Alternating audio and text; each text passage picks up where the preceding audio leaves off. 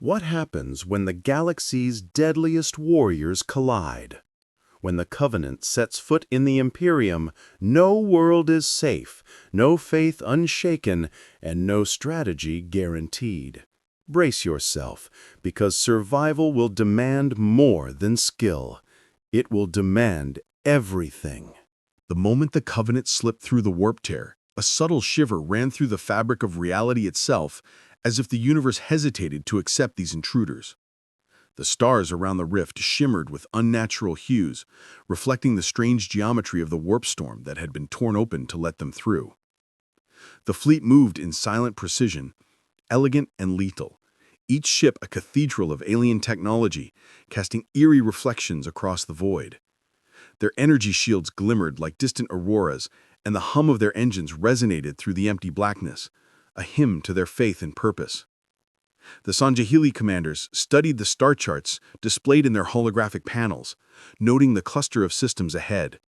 Every calculation, every projection indicated war, conquest, and inevitable conflict. But the warp tore through their sensors, and the familiar constellations of halo systems were replaced by strange stars and planets drenched in ominous light. The Covenant's religious hierarchy murmured prayers, chanting softly to their gods, seeking guidance as they entered a galaxy that had long forgotten mercy. Yet there was an unspoken tension beneath their rituals, a subtle acknowledgement that this place was not like the ones they had conquered before. The first glimpses of the worlds below were enough to silence even the most devout prophets. Cities sprawled across continents, massive and unbroken, with architecture that radiated both human ingenuity and a strange obsession with permanence. Gothic spires clawed at the skies, and colossal statues of stoic men and women, heroes of forgotten wars, stood as silent witnesses to the passage of centuries. The Covenant fleet hovered over a planet cloaked in permanent dusk, the sun casting long shadows over barren battlefields frozen in time. From orbit, it was clear that these people had endured devastation before, that they had been tempered by a cruelty the Covenant could only begin to imagine. The sight sent unease rippling through the highest echelons of the Covenant hierarchy, the prophets exchanging subtle glances of worry, though they dared not voice it aloud. They had conquered countless worlds, decimated entire species, yet the aura of inevitability that clung to these systems was different. It was a universe that had been forged in endless strife, one that would not bend easily to their faith or their weapons. Below, the planet's defenders stirred. Scout ships moved with disciplined precision, barely detectable to Covenant sensors at first, but enough to remind the invaders that they were not alone. The air around the warp rift seemed to carry the whispers of the ancient galaxy itself, a subtle warning that reverberated through the minds of those who dared to listen. The first dropships descended through clouds streaked with red and gold, each vessel releasing a sharp hiss as it breached the atmosphere. On the surface, the ground was littered with ruins and remnants of past wars, towers toppled by unimaginable forces, craters filled with the echoes of countless battles. It was a terrain that spoke of endurance, of suffering, and of the unyielding nature of those who called this place home. Every landing was a statement, every troop deployment a declaration of intent. But the Covenant felt the weight of expectation pressing down on them, as though the planet itself had decided to scrutinize their every move. The Sanjahili Marines were the first to step onto the scarred soil, their armor gleaming under the dim light of twin suns. Each movement was purposeful, every stride calculated, but there was an undercurrent of hesitation, a fleeting doubt that tugged at the edge of their consciousness. They had faced impossible odds before, yet the silence here was different. It was heavy with anticipation, as if the world had been waiting for something or someone, like a predator lying in ambush. The ground beneath their feet seemed to hum, responding to the presence of warriors whose devotion and discipline rivaled that of the galaxy itself. They could not understand the exact nature of this feeling, but it settled into their bones, a quiet, persistent pressure that reminded them that they were no longer in the familiar stars of their conquest. The Covenant's prophets gathered in a chamber aboard the lead ship, their robes flowing as they consulted ancient texts and relics. Their faces, usually masks of serene confidence, were etched with concern. They had always understood the universe as a stage for their great journey, a place where faith alone could guide them to victory. Yet this galaxy, filled with the relics of ancient wars, whispered that faith might not be enough. As they peered down at the war-torn landscapes below, they recognized the futility of assuming that their presence alone could bend these worlds to their will. There was something here that resisted, something older than the scriptures they carried, older than the gods they worshipped. The Covenant, collectively and quietly, realized that the universe they had stepped into was not merely a place to conquer. It was a realm that demanded respect, vigilance, and perhaps humility. From orbit to surface, the first encounters were brief but telling. Patrols sent to probe the settlements returned with fragmented reports of technology unlike any the Covenant had cataloged. Towering war engines that moved with purpose, weapons that burned with unholy light, and structures that seemed to defy conventional engineering. Yet the defenders were nowhere near defeated. Their eyes, visible through visors and helmets alike, held a calm resolve that unsettled even the most seasoned Sanjahili warrior. There was no panic, no chaos, only the quiet, stoic determination of beings who had survived countless wars and expected nothing less from those who dared to challenge them. Each step, each observation carved into the minds of the Covenant a growing unease. They had entered a galaxy forged by endless strife, and even their faith, their conviction, their firepower seemed suddenly fragile against the weight of what lay ahead. On countless Imperial worlds, the first Covenant orbital glassings turned the skies into a roiling canvas of fire and ash. Cities that had stood for centuries, bastions of humanity's resilience, were reduced to smoldering skeletons almost instantly. The screams of the innocent drowned out by the eerie mechanical hum of energy weapons. From orbit, the blasts looked almost beautiful. Prismatic bolts of light streaking across the heavens, burning through the clouds, leaving trails of destruction that glowed like stars in reverse. Yet beneath the awe-inspiring spectacle lay a grim reality. Millions of lives extinguished in moments. Lives that had already endured famine, plague, and war. And still, the people below looked up, not with panic, but with a muted, almost numb acceptance. They had survived horrors far greater, lived through centuries of unending conflict, and now, confronted with a new enemy, they reacted with a hardened stoicism born of relentless endurance. In the streets, the survivors clutched their children, their faces etched with the weariness of generations, yet their eyes betrayed a quiet, simmering determination. Smoke and debris choked the air, filling every breath with grit and despair, but they moved with deliberate purpose, seeking shelters that had been hollowed from past sieges, navigating the ruins with a knowledge of survival that came only from a lifetime in a universe governed by violence.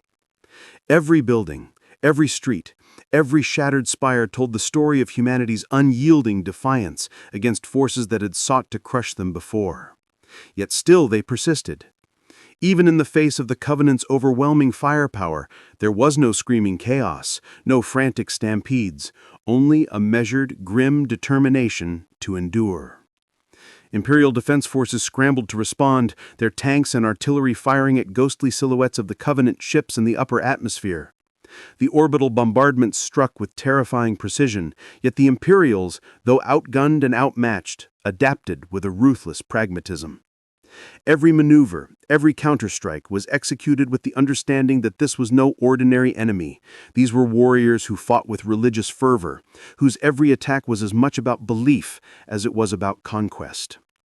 Commanders barked orders over comms, their voices taut with strain, yet steady with practiced authority. The soldiers followed, knowing instinctively that panic would be more deadly than any alien weapon. The city streets became arenas of survival, where courage was measured not in heroic acts, but in quiet moments of tenacity. Holding a barricade, protecting civilians, or simply refusing to yield in the face of inevitable devastation. From the heavens, the Covenant's observation was clinical. Sensors swept over the sprawling cities, mapping every defensive installation, calculating the population density, assessing the best angles for maximum destruction. Yet even their precise, unerring technology could not account for the resilience etched into the very fabric of human life. There was an intangible quality to the people they observed, something that could not be quantified or understood by mere analysis. It was the same resolve that had kept civilizations intact through millennia of hardship, The same stubbornness that had forged empires despite endless warfare and internal decay. The Sangheili warriors noted the humans' reactions with cautious respect, and even the prophets, who considered themselves arbiters of the divine, sensed a subtle resistance in the people that defied the neat logic of conquest. Amid the chaos, the civilians' response was not of surrender, but of adaptation. Makeshift hospitals rose in the ruins of cathedrals, scholars and engineers salvaged equipment from destroyed labs, and militia units formed spontaneously, armed with whatever could be pressed into service. Children were taught to recognize warning signals, to navigate the rubble, to move silently under alien gunfire. Even the elderly, those who had seen the worst of the galaxy's cruelty, found ways to contribute, guiding survivors, rationing supplies, and maintaining communication lines through hidden networks. Each act, small and seemingly insignificant, became a thread in the larger tapestry of survival, a quiet defiance that the Covenant's assumption of destruction alone could yield submission. From the vantage of orbit, the Covenant could sense this intangible opposition, a stubborn pulse of human will that resisted the neat calculations of their commanders. The orbital bombardments, devastating as they were, revealed more than they destroyed. Each surviving block, each functioning communication relay, each group of civilians huddled together in ruined basements was evidence that this species could endure far more than any other the Covenant had encountered. And as the initial bombardments continued, the prophets whispered among themselves, uneasy and contemplative. For even their scriptures had not accounted for this. The humans were resilient in ways that transcended military might. Their strength rooted not in weaponry alone, but in an unyielding sense of purpose, community, and survival instinct honed over centuries of relentless suffering. Above all, there was a haunting beauty to the scene, a paradox that none in the Covenant hierarchy could fully comprehend. Fire and smoke, the twisted remnants of human ingenuity, and the quiet, unwavering determination of survivors created a tableau that was both terrifying and oddly inspiring. The Covenant, for the first time in countless campaigns, confronted an enemy whose value was not measured solely in kills, in conquest, or in victory, but in the human capacity to endure, to adapt, and to survive against all odds.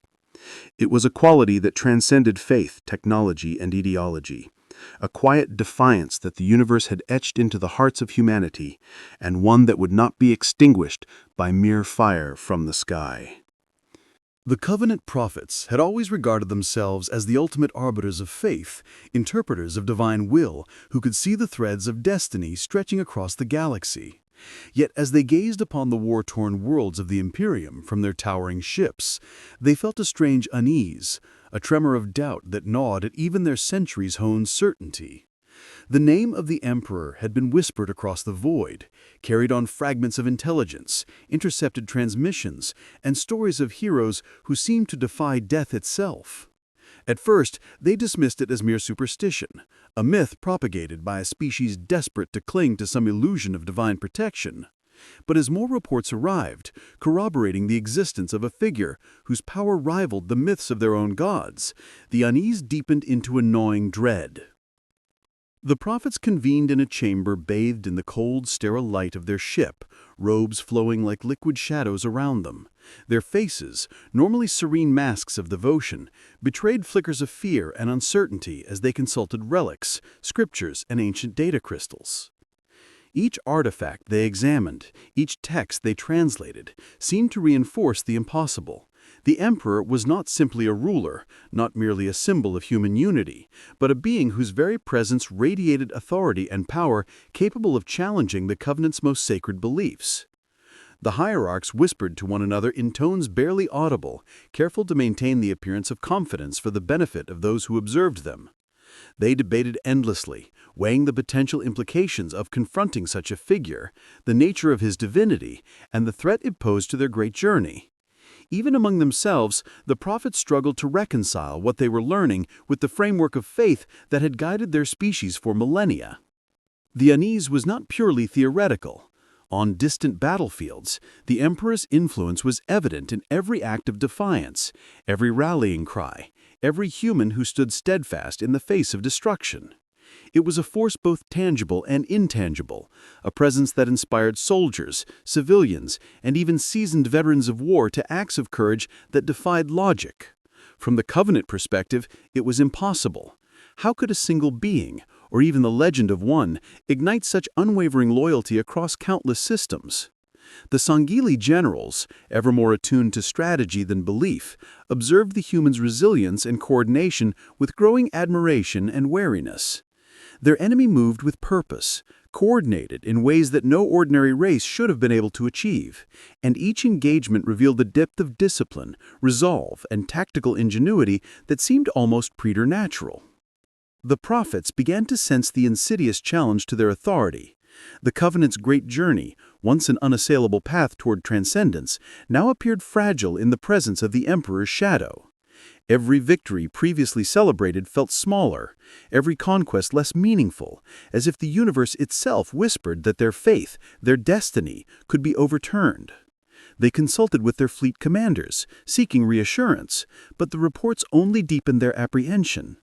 The humans were not merely defending themselves, they were advancing with a purpose that mirrored the very certainty the prophets had always claimed as exclusive to their religion.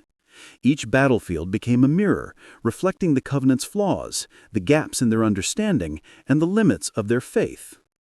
Amid these concerns, internal debates raged. Some prophets argued that the Emperor must be destroyed, his existence refuted through fire and blood, for any acknowledgement of his divinity would undermine the very foundation of the Covenant. Others suggested caution, proposing that confrontation with such a being could be catastrophic, potentially unraveling the unity of the Covenant itself. They feared that their warriors, who revered them without question, might begin to doubt, to question the inevitability of the great journey if evidence of the Emperor's power became undeniable. Every decision was fraught with tension. Each option weighed against the risk of destabilizing centuries of carefully maintained doctrine. The prophets found themselves in unfamiliar territory, confronted with the unsettling possibility that faith alone might not be sufficient to guide them through the trials ahead.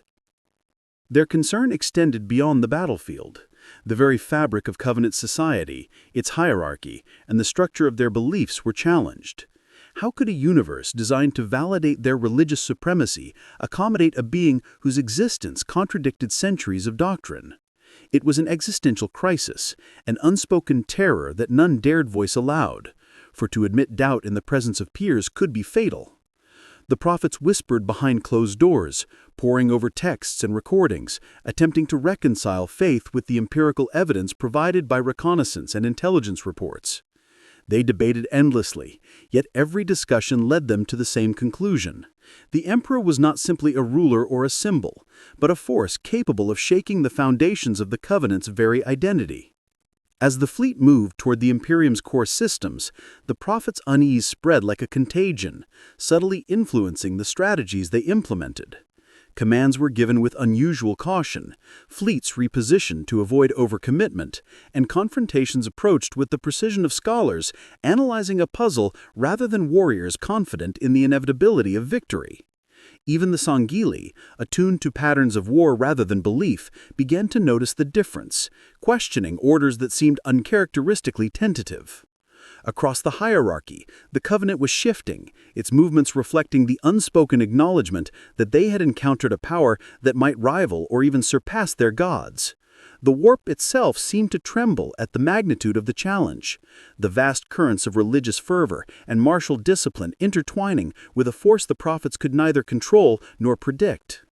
The burning moon hung in a cold, distant orbit round its gas giant, its jagged mountains casting long shadows across craters still smoldering from ancient battles. Space Marines, clad in their ceramite armor and bearing the sigils of their chapter, moved with disciplined precision, their boots kicking up dust that glowed faintly under the twin suns. Every breath through their respirators was measured, every step deliberate. They were the Emperor's finest warriors, bred and trained for war on an unimaginable scale. Yet the arrival of the Sangheili on this world tested them in ways even the most rigorous training could not prepare for. The first clash erupted atop a plateau where ruined fortifications marked centuries of previous conflict. Plasma fire sizzled through the air as the Covenant warriors advanced, energy shields reflecting flashes of bolter fire, their alien forms moving with lethal grace that seemed almost choreographed, as if each step were dictated by both instinct and a code of honor older than human memory. The duel began quietly, almost respectfully, as a pair of Space Marines engaged a Sangahili commander. Each strike was precise, calculated, each parry a testament to centuries of martial tradition. The Astartes' chainswords roared through the sulphurous air, yet the Sangahili responded with energy blades that danced with fluid elegance, cutting arcs of light that sang as they collided with ceramite. For a brief moment, the battle became a study in contrasts, humanity's disciplined brutality against alien grace and honor. The Space Marine noted the way the Sangahili's movements mirrored the principles of war he had been taught, and in that realization, a silent acknowledgement passed between them. Each recognized the other not merely as an enemy, but as a rare equal, a warrior bound by duty, courage, and unshakable resolve. Beyond the dueling pair, squads of Marines engaged the Covenant's forces across shattered terrain, bolters roaring in concert with plasma rifles.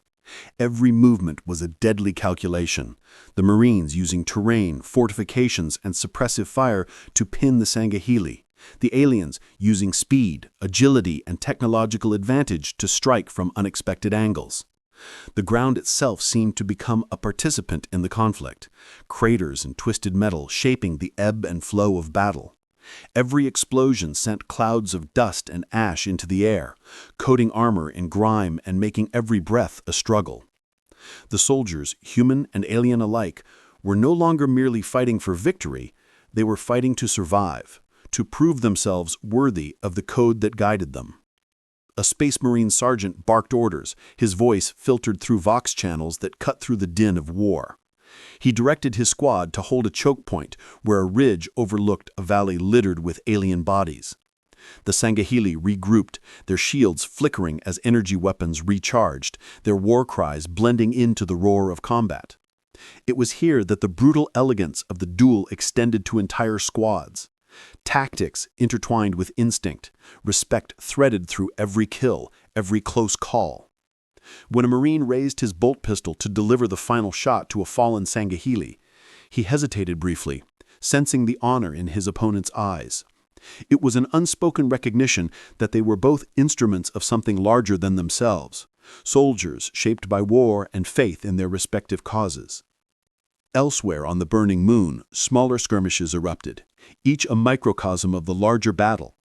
A group of tactical Marines advanced through ruined towers, bolters blazing, chasing Covenant Ungoi and jackals who darted between rubble with unnerving speed. Every encounter forced the Marines to adapt, to think beyond their training, to anticipate alien tactics that defied conventional logic. Yet the Sangahili commanders observed these moves with equal skill, adjusting formations, exploiting weaknesses, and driving the human warriors into a relentless test of endurance. Even with centuries of experience and the blessings of the Emperor, the Space Marines found themselves challenged as they had never been before, their understanding of combat stretched by an enemy whose skill was both alien and familiar in its discipline. Amid the chaos, moments of quiet intensity punctuated the battlefield. One Space Marine, separated from his squad by a collapsed ridge, faced a lone Sangahili commander. For a heartbeat, the two regarded one another across the smoke-choked landscape. Neither spoke, for speech was unnecessary. The clash of steel, the hum of energy shields, and the flash of bolter fire communicated everything.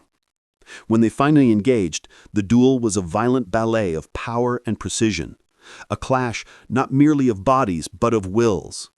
Each swing, block, and counterstrike carried with it the weight of their respective legacies, the traditions of countless battles fought across the galaxy, and the unspoken understanding that survival demanded respect for one another's skill. The air was thick with dust, ozone, and the metallic scent of blood, yet in that suffocating haze, the warriors moved with clarity and purpose. Tactics, honor, and instinct intertwined in a deadly symphony, each engagement reflecting the principles of war that had shaped them. Even as explosions rocked the terrain and fire rained from above, there was a sense of artistry in the violence, a recognition that each warrior, human and alien alike, was bound to the other by the immutable code of combat. The Sangheili's honor and the Space Marines' discipline collided in a spectacle that was at once terrifying and awe-inspiring, a reminder that true warriors could meet only in the crucible of battle and emerge with mutual understanding, even as the larger war raged around them. Throughout the burning moon, the clash of factions left scars that would endure far longer than the battle itself. Craters, shattered armor, and broken weapons littered the ground, evidence of the intensity and skill of both sides. Yet for every Marine felled, for every Sangheili cut down, there was recognition, silent, fleeting yet profound, that they were fighting worthy adversaries, reflections of one another in a violent, unyielding universe. In the midst of destruction and chaos, the two species, bound by the demands of war, shared an unspoken truth: that honor, discipline, and the respect of a skilled enemy could transcend allegiance, ideology, and even survival. The shattered Forerunner relic had been buried for millennia beneath the surface of a dead world, its origins lost to time and myth. When the Covenant arrived, their curiosity and reverence for ancient technology led them to probe deeper than their scouts typically allowed, prying open long-forgotten chambers, brushing away layers of dust, and breaking the seals that had kept the world's secrets dormant. At first, the discovery seemed mundane, another relic of a bygone civilization, another artifact to study and perhaps exploit. But as the prophets in Sangheili examined the intricate geometries of the Forerunner constructs, a low, insidious hum began to resonate from the depths, a vibration that seemed to permeate bone and armor alike. The air grew thick, heavy with a sense of impending danger, a feeling the Covenant could not rationalize. Something had been stirred, something that had slumbered for eons, something that hungered. The first spores appeared as glistening motes drifting lazily in the stale air, almost innocuous, yet moving with an unnatural purpose. The Ungoi, sent to secure the inner chambers, reported that walls and floors seemed to pulse as if alive, yet when the Sangheili investigated, nothing overtly dangerous presented itself. It was subtle at first, small infestations, objects moved, machinery activated without explanation. Then came the first victims, a team of Covenant engineers sent to examine a Forerunner control console returned with shredded uniforms, dismembered bodies, and eyes wide with terror, yet there was no predator in sight, no immediate threat other than the remnants of their fallen comrades. A growing sense of unease spread through the ranks. The prophets consulted their relics and scriptures, but nothing could prepare them for the horror they had awakened. As the flood began to emerge, it became clear that this was not merely a biological threat, but an intelligent, adaptive force. The spores mutated quickly, infecting both organic and inorganic matter with terrifying efficiency. The Sangheili found themselves facing a foe they could not fight with brute strength or coordinated tactics. Plasma rifles and energy shields were effective only in delaying the inevitable, giving them fleeting moments to react before the flood adapted, using the environment and even the wounded as conduits for its relentless propagation. It spread silently, subtly, moving through corridors and chambers, waiting for the right moment to strike. And the Covenant realized too late that their understanding of war, honed over centuries, was insufficient in the face of a force that was older, hungrier, and far more terrifying than any enemy they had encountered. The Imperium's presence on the planet complicated matters further. Reports of Imperial forces bolstered by Space Marines and Adeptus Mechanicus contingents drew the Covenant into conflicts that were simultaneously strategic and chaotic. Bolter fire lit the ruined corridors, explosions rocked the ancient structures, and both human and alien soldiers struggled to maintain cohesion while the flood moved among them, indiscriminate and merciless. Sangali commanders, normally meticulous and proud, began to adopt desperate measures, retreating, regrouping, and even abandoning traditional tactics in the face of an enemy that seemed to anticipate their every move. They were forced to acknowledge a reality they had long denied. Some forces could not be tamed or reasoned with. Some conflicts could not be won through honor or faith alone. The flood's emergence reshaped the battlefield in unexpected ways. Entire sections of the Forerunner complexes became nightmarish, overgrown landscapes of infection and mutation. Corpses twisted into grotesque shapes, their limbs stretching unnaturally as if compelled by a malevolent intelligence. Plasma bolts and bolter rounds ignited strange reactions in the spore masses, causing sudden eruptions that threw combatants into chaos. The Sangali, despite their superior agility and coordination, were forced to fight defensively, often side by side with Imperial forces in uneasy alliances of survival rather than strategy. Each encounter demanded improvisation, every movement required calculation, and the constant tension of anticipating flood attacks wore down even the most disciplined warriors. Amid the horror, individual moments revealed the resilience of both species. A squad of Sangali, cornered in a collapsed corridor, used their combined strength to hold a narrow passage against the relentless surge of flood combat forms, buying time for a human squad to evacuate wounded civilians. A single Space Marine, trapped atop a crumbling platform, fought back-to-back with a Covenant elite, bolter and energy blade moving in synchronized rhythm against the unending tide. These alliances, fleeting and reluctant, were forged not by trust but necessity, a human understanding born in the crucible of survival. Even as the flood consumed bodies and structures, these moments of unity demonstrated that cooperation could arise amid utter chaos, if only for the briefest of instants. The prophets observed these developments with a mixture of horror and fascination. Their faith, once absolute, was shaken by the realization that the flood existed beyond comprehension or control, that the universe contained forces far older and more dangerous than any doctrine or scripture had warned. They watched as entire battalions were reduced to nothing, as strategic positions became death traps, and as both human and alien forces were forced to adapt in real time to a foe that defied conventional logic. It became clear that the flood's hunger was not merely physical, but existential, capable of reshaping entire ecosystems and altering the very rules of engagement. The galaxy itself seemed to tremble at their awakening, a silent witness to a menace that had been forgotten by time, yet whose hunger could not be ignored. On the surface, as spores drifted and combat raged, soldiers from both sides began to understand that this threat was unlike any other. It required more than firepower, courage, or faith. It demanded adaptability, ingenuity, and the willingness to confront a horde that did not abide by conventional rules. Even the most stalwart warriors felt the creeping dread, a recognition that survival would not be guaranteed by skill alone. The flood was a force that tested the limits of understanding, endurance, and morality, forcing allies and enemies alike to reckon with the terrifying reality that some battles were not about victory, but about merely buying another heartbeat in a universe that had grown cruel and unpredictable. Across the Imperium, the appearance of the Covenant sparked a flurry of activity that was equal parts fear, curiosity, and bureaucratic deliberation. Inquisitors convened in dimly lit chambers aboard massive starships and hidden orbital fortresses, their robes rustling as they pored over fragmented reports, intercepted communications, and testimonies from survivors of the initial skirmishes. Some argued vehemently that the Covenant were nothing more than a Xenos threat, to be purged with fire and bolter in hand, a species whose existence was a blasphemy and whose destruction was a duty ordained by the Emperor.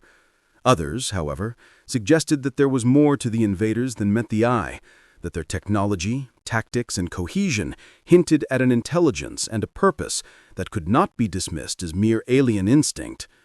The debate was heated, cutting across doctrinal lines and political allegiances. And yet, despite all their centuries of experience, no Inquisitor could claim certainty.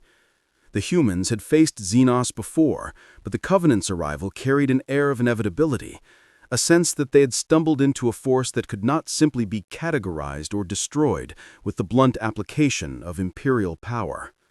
Reports from the front lines trickled in, often incomplete, sometimes contradictory, yet each piece of intelligence painted a picture that unsettled even the most seasoned inquisitors. Witnesses spoke of alien warriors whose discipline and coordination rivaled that of Space Marines, of energy weapons capable of cutting through ceramite with terrifying ease, and of an unshakable religious fervor that seemed to guide their every action. Analysts noted that while the Covenant thought as a single organism, their hierarchy suggested a sophistication in strategy and communication that surpassed the capabilities of any Xenos species previously encountered. To the Inquisitors, trained to detect threats both visible and hidden, this suggested a new layer of danger, a species that could not be easily understood, controlled, or predicted, and whose faith-driven actions could undermine centuries of imperial stability if not addressed decisively. The debate extended beyond the theoretical. Inquisitors dispatched teams to survey planets already touched by the Covenant, seeking evidence of weakness or patterns that could be exploited.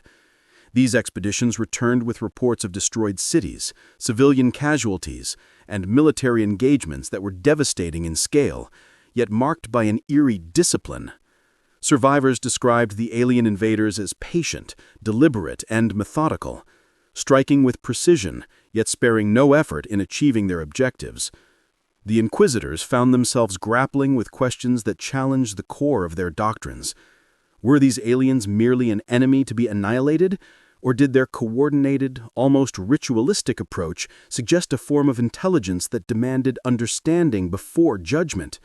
Could faith, strategy, and brute force alone suffice to counter a threat whose motivations were entwined with religious zeal and centuries of evolution? Even among the most resolute, doubts began to emerge. Some Inquisitors speculated that the Covenant were more than Xenos. They could be harbingers, agents of chaos in disguise, or perhaps pawns in a cosmic struggle beyond human comprehension. The reports of Forerunner relics and the strange biological anomalies linked to the Flood reinforced these fears, suggesting that the galaxy was no longer simply a stage for imperial dominance, but a battleground for forces ancient and unknowable. These were not simple enemies to be purged. They were entities capable of reshaping the rules of engagement, challenging faith, and undermining the moral certainty that had guided the Imperium for millennia. The Inquisitors recognized, with an unsettling clarity, that this was a battle that required both intellect and caution, not just firepower. Tensions rose as factions within the Inquisition debated appropriate responses. Some advocated immediate exterminatus strikes on any worlds the Covenant touched, arguing that destruction, no matter how severe, was preferable to allowing the aliens to establish footholds. Others warned that indiscriminate fire could provoke unpredictable consequences, drawing the Imperium into conflicts that risked destabilizing entire sectors. Strategic councils argued into the night, weighing intelligence against instinct, morality against necessity, and faith against evidence.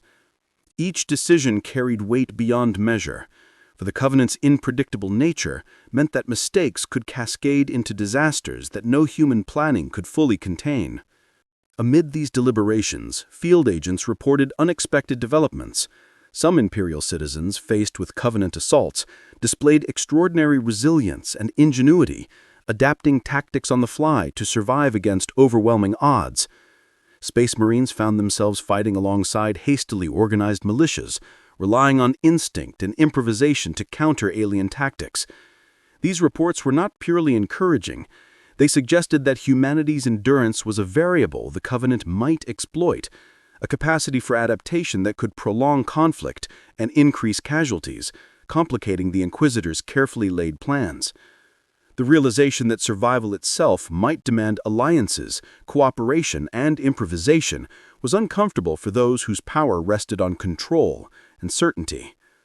Through it all, a persistent unease settled over the Inquisition. The Covenant were not merely invaders, they were an enigma. Every engagement revealed their skill, coordination, and faith-driven purpose, challenging assumptions about warfare, loyalty, and belief. Even the most hardened inquisitors, trained to dissect and neutralize threats without hesitation, found themselves questioning the nature of this enemy. Were they demons, as some feared? Zealots, as others claimed? Or something entirely different? A force of the galaxy whose existence required both respect and caution. The uncertainty gnawed at the edges of every strategic decision, coloring debates, shaping deployments, and forcing leaders to confront the unsettling truth that this was no ordinary war, and no ordinary enemy. As the Covenant pressed deeper into Imperial space, the Inquisitors realized that time was a factor, that delay could be as deadly as action. Each decision rippled outward, influencing outcomes in ways that could not be fully predicted. Across the galaxy, from war-torn planets to hidden orbital stations, the Covenant's shadow loomed larger, and the debate continued, unresolved and growing ever more urgent. What had begun as a question of extermination and containment evolved into a philosophical and strategic crisis, forcing humanity's most vigilant observers to confront the limits of their understanding, the fragility of their assumptions, and the necessity of adapting in a universe that had grown stranger, darker, and more dangerous than they had ever imagined. The Sangheili commander moved cautiously across the blasted landscape, the acrid scent of ozone and burnt flesh clinging to his armor as he surveyed the devastation. Unlike anything he had encountered in the controlled theaters of the Covenant's conquests, this world was alive with chaos, a living testament to the horrors that had long been whispered about in the Imperium. Fires burned in impossible colors, strange warp-wrought phenomena twisted reality, and monstrous forms, some half machine, some half demonic, all grotesque, prowled the ruins with predatory grace. For the first time in his long career, the commander felt an unease that was not tactical or logistical, but profoundly existential. The enemy before him was not driven by faith or honor, nor by strategy or discipline. It was chaos incarnate, a force that did not recognize rules, morality, or even survival in the way he understood them. As he advanced, he witnessed small groups of humans and space marines desperately trying to contain the spread of chaos cultists and demonic incursions. Bolters fired in disciplined volleys. Flamers licked at shadows that seemed to absorb fire and grow stronger, and the very ground seemed to writhe with malevolent intent. The Sangheili had always respected warriors who fought with honor, even if they were enemies, but this was something different.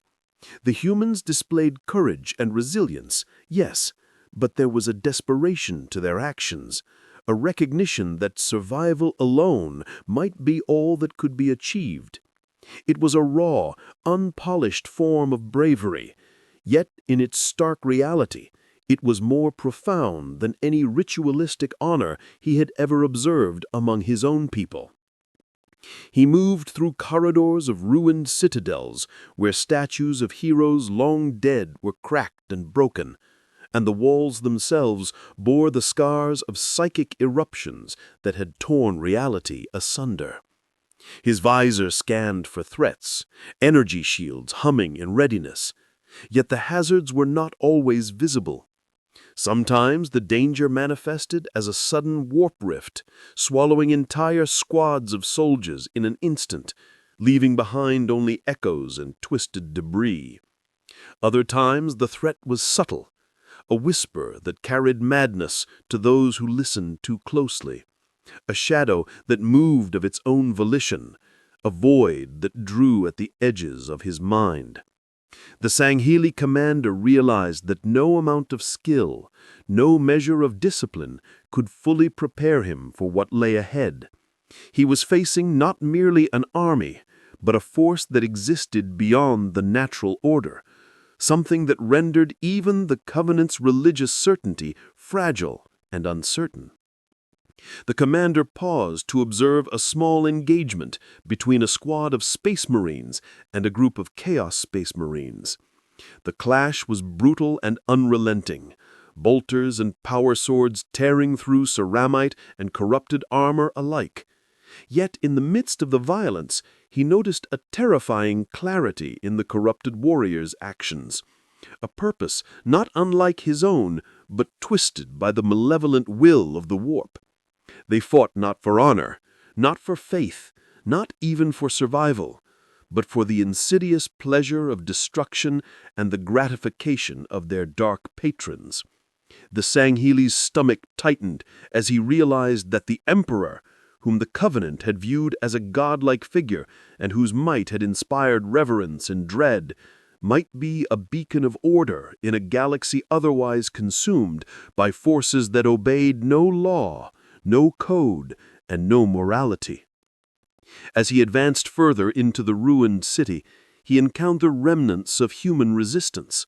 Scattered militia and veterans huddled together in ruined fortresses, firing at the oncoming chaos with grim determination. Despite the hopeless odds, they fought with a courage that was palpable, refusing to yield even when surrounded and outgunned. The Sangheli commander could not help but feel a grudging respect for these humans, for their willingness to stand against an endless tide of horrors without expectation of reward, glory, or even survival. It was different from the Covenant's great journey, where victory and faith intertwined. This was purely survival, and yet in its rawness, it carried a dignity that resonated deeply, striking a chord in a warrior accustomed to ritual and doctrine. The warp-wrought landscape seemed to respond to his presence, twisting subtly, shifting shadows, and distorting reality. Demons appeared and vanished without warning, their forms impossible to comprehend, and the commander's energy blade hummed in constant readiness. He realized that the forces arrayed against him were not constrained by morality, by faith, or even by the desire for conquest in the way he understood them. Chaos did not seek to unify, to convert, or to lead. It sought only to consume, corrupt, and unravel the order of existence itself. Every engagement he had fought against the humans and even the Covenant's own enemies now seemed trivial by comparison. In a moment of grim reflection, he surveyed the devastation wrought upon the planet. Shattered spires, rivers of molten metal, scorched plains, and countless fallen warriors. The flood had already left their mark in distant systems. The Covenant's actions had provoked their awakening, and now chaos moved with a predatory intelligence that threatened to consume everything. The Sangheli commander's thoughts turned to the great journey, the sacred purpose that had guided his life and his species. He understood now, with a sinking clarity, that the trials they had undertaken, the wars they had fought, and the victories they had claimed were minor in comparison to the eternal torment and unrelenting corruption that the warp embodied. The great journey, for all its promise of enlightenment, was a fleeting spark against the storm of existence, fragile and almost meaningless when measured against the horrors he now beheld firsthand. Even as he tightened his grip on his energy blade and moved to assist a beleaguered squad of Space Marines, the realization weighed heavily upon him. This galaxy was not one that could be tamed by faith or honor alone. Chaos existed beyond the bounds of doctrine, beyond the comprehension of even the most disciplined minds, and the Covenant's great journey, as noble and devout as it was, offered no defense against such unrelenting malevolence. He was confronted not just with an enemy, but with the stark truth that some forces could not be reasoned with, fought honorably, or ultimately overcome, and that understanding this was the first step in surviving a universe that cared nothing for gods, warriors, or belief. The battlefield stretched across a ruined plateau, scorched by fire and craters. Twisted metal and shattered ceramite scattered across the terrain like the remnants of forgotten history. Spartan soldiers moved with their usual lethal precision, bolters slung across their armored chests, energy shields humming softly as they advanced with deliberate caution. Beside them, Space Marines strode with unshakable confidence, their massive frames casting long shadows across the jagged terrain, bolters and power weapons at the ready. They had never fought together before, yet the circumstances demanded unity. The Covenant's advance had been relentless, their forces unyielding, and now the survival of both species depended on cooperation born of necessity rather than trust. The first wave of Sangheili warriors descended from hovering dropships, their plasma rifles blazing in brilliant arcs of blue and green fire. The Spartans and Astartes responded instantly, bolters erupting in controlled volleys, rounds tearing through the air with deafening reports. Energy shields absorbed the first onslaught, sparks flying as plasma bolts impacted with explosive force. The ground shook with every detonation, sending clouds of dust and debris into the soldiers' visors, yet neither side faltered. Spartans moved with lightning speed, flanking the Covenant with coordinated precision, while Space Marines held the center, their sheer presence a bulwark against the alien advance. Each soldier knew their role instinctively, instincts honed through decades, centuries, or even millennia of training. Yet the unfamiliarity of the alliance demanded constant attention and adaptability. A Spartan commander signaled, and the two forces began to coordinate in real time, movements fluid and almost silent in their execution. One Spartan leapt onto a piece of fallen spire, landing silently behind a group of jackals and firing with pinpoint accuracy, while a Space Marine used his chainsword to cleave through a Sangheili's energy shield just as the alien raised it to block.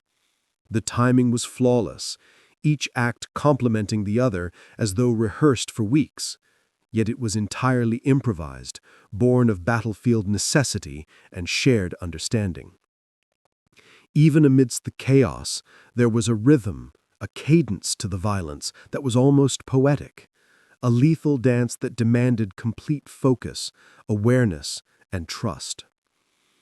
Amidst the gunfire and energy blades, the battlefield itself seemed to rebel against them.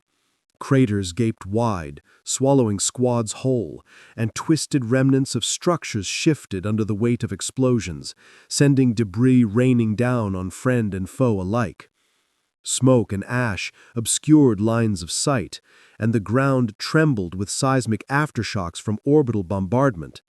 Every step was measured, every action calculated, as even the smallest misjudgment could result in death. Yet, in this crucible, the Spartans and Space Marines found a strange reassurance in each other's presence. The disciplined might of the Astartes, combined with the agility and tactical ingenuity of the Spartans, formed a synergy that neither side could achieve alone, and together they held against the relentless tide of Covenant assault. The first Sangheili commander to breach their line was a towering figure, energy blade glowing ominously in the smoke-filled twilight. He moved with lethal grace, deflecting bolter rounds with his shield and striking with precise, devastating blows. A Space Marine met him head-on, chainsword slashing, bolters spraying in short, controlled bursts, while a Spartan closed in from the side, energy sword crackling with deadly energy. The three-way engagement became a brutal test of skill, strategy, and endurance. Sparks flew as energy met ceramite, plasma fired with lethal intent, and for a fleeting moment, time itself seemed suspended. Each strike was a statement of intent, each parry a testament to training, and every action carried the weight of survival. Beyond the duel, smaller skirmishes raged across the plateau. Spartan fire teams moved through rubble-strewn streets, coordinating ambushes with precise timing, while Space Marines reinforced positions, their presence a towering reminder of human and superhuman resilience.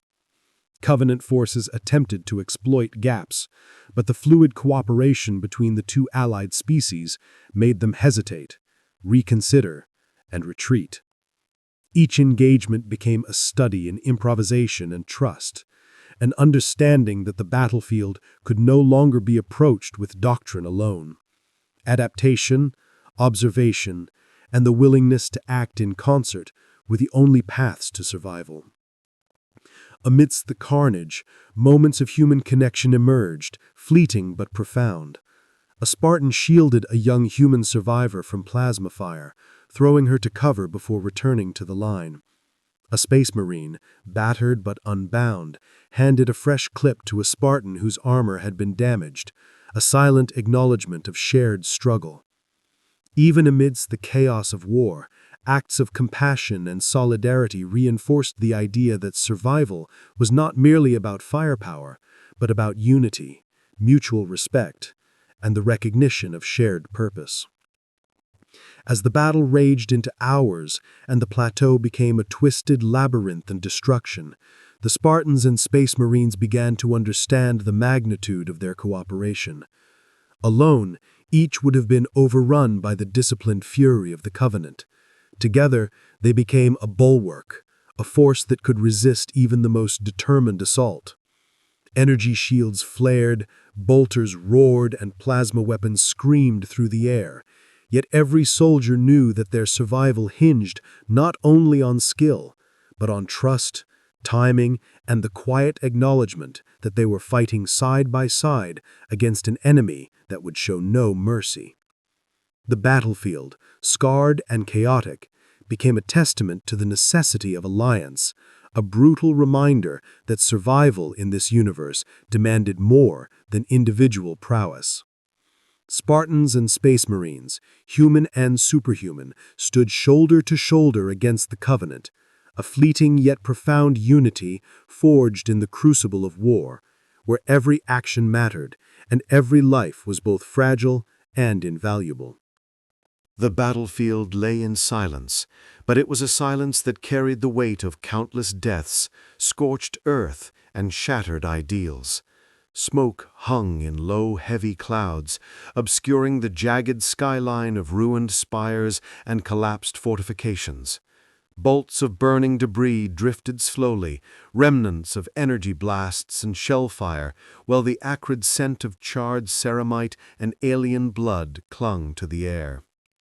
Both Space Marines and Spartans moved cautiously through the wreckage, scanning for survivors, assessing the damage, and attending to the wounded. The Covenant had been repelled, at least for now, but the cost was evident in the hollow eyes of soldiers and the fractured landscape around them. Each step through the ruins was a reminder that victory had been earned only through unrelenting resolve, coordination, and sacrifice. A lone Spartan paused atop a shattered ridge, visor reflecting the ruined horizon. He observed the aftermath with a mixture of exhaustion and vigilance, noting the scattered bodies of fallen enemies, both Covenant and human, and the eerie stillness that settled between occasional flickers of fire. Beside him, a Space Marine adjusted the servo arm of his armor, checking weapons systems and scanning for potential ambushes. They had fought side by side, and though trust had not come easily, necessity had forged a bond stronger than any formal alliance. In the quiet moments between explosions and the distant echoes of collapsing structures, they recognized the rare value of unity, born from mutual survival rather than loyalty to a single cause. Across the shattered plains, medics tended to the injured, moving quickly between burned-out vehicles and craters where soldiers had fallen. Plasma burns were cauterized, broken limbs splinted, and energy shields stabilized, yet the human cost was staggering. Each life saved was a reminder of what had been fought for and what might yet be lost. The Spartans and Space Marines worked seamlessly together, sharing medical supplies, coordinating evacuation routes, and ensuring that every survivor had the best chance of making it through the chaos. In these moments, there was no distinction between human and superhuman, between veteran soldier or augmented warrior. only the shared understanding that survival required cooperation, vigilance, and courage. In the distance, the Covenant's retreating forces were visible, silhouettes against the burning horizon. Sanghili and Ungoi moved with precision, maintaining formations even in withdrawal. Their discipline unbroken despite the failure of their assault. The prophets had ordered a tactical poll, recognizing the futility of continued engagement against a combined force of Space Marines and Spartans. For the first time, the Covenant had encountered a human opposition that did not bend, falter, or retreat under the weight of superior technology and numbers.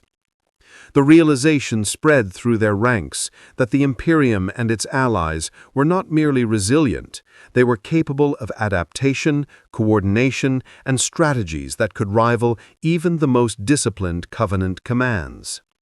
As the Spartan squad advanced toward a collapsed spire to secure survivors, a Space Marine sergeant signaled, indicating a need to cover a flank where sporadic Covenant stragglers still lingered.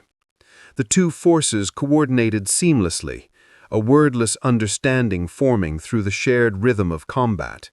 Plasma bursts erupted, bolter rounds tore through alien armor, and yet each action was measured, deliberate, ensuring that no human or ally was left exposed unnecessarily.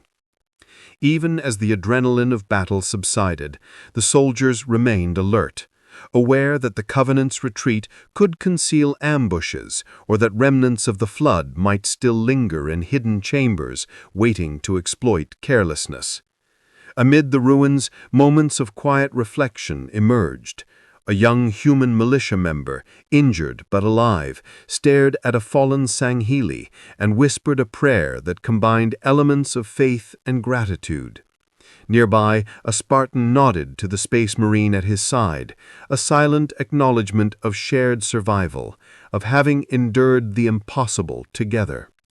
These fleeting acts of recognition, subtle as they were, underscored a truth that had become apparent over the course of the battle, that unity, courage, and mutual respect could arise even between species with no prior bonds, and that such bonds might be the only thing standing between life and annihilation in a galaxy governed by chaos, alien zeal, and unending conflict. The prophets, observing from the far reaches of their fleet, noted the unexpected resilience and coordination of their human opponents.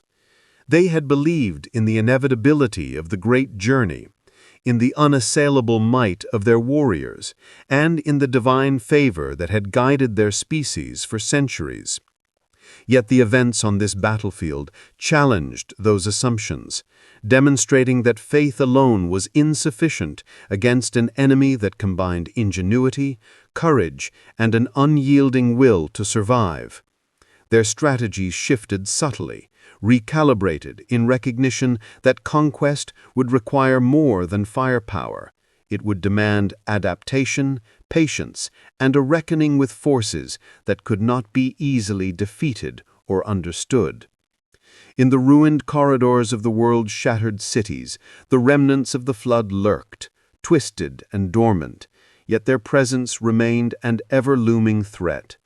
The combined forces of Space Marines, Spartans, and human militia had achieved a fragile victory, yet none claimed it as complete. Every survivor understood that the galaxy remained a crucible of unrelenting challenges, and that the fragile alliances forged in fire and blood would be tested again. The experience had left its mark, not merely on the battlefield, but on the warriors themselves. They had glimpsed the enormity of the threats they faced: alien zealotry, cosmic horror, and the unpredictable spread of chaos. Through it all, the soldiers, human and superhuman alike, continued to move forward, tending the wounded, reinforcing positions, and securing strategic points. The silence between engagements was temporary, but in it they found an understanding of purpose, a recognition that survival depended not on individual prowess alone, but on cooperation, vigilance, and the willingness to confront the unimaginable together.